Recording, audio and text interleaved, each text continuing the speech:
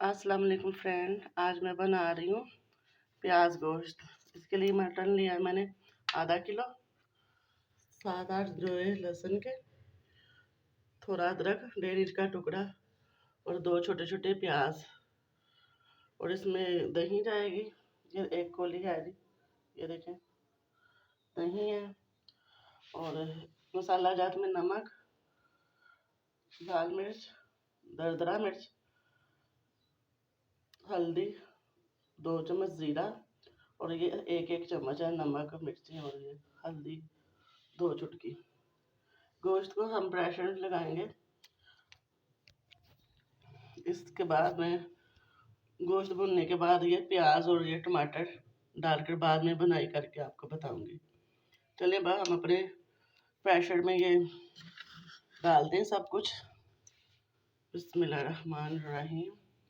ये देखें गाइस, गोश्त और प्याज, लहसुन, अदरक ये इकट्ठा डाल दिए।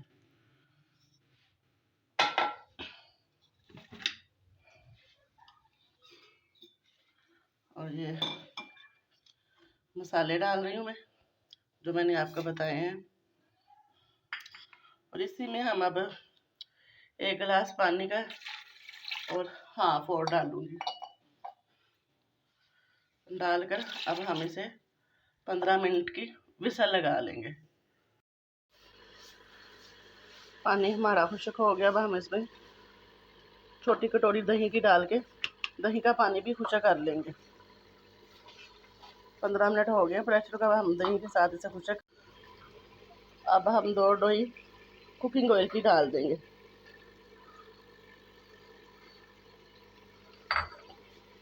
और खूब अच्छे से इसे भून लेंगे।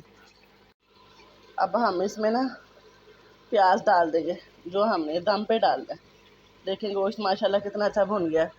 अब जो प्याज हमने 2 छोटे खटे थे वो दम पे डाल के ना इन्हें भून लेंगे।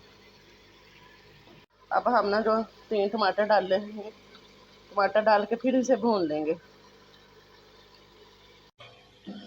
अब 5 मिनट के लिए ना मैं इसे बारीक लाइट पर दम पे रख देती हूँ।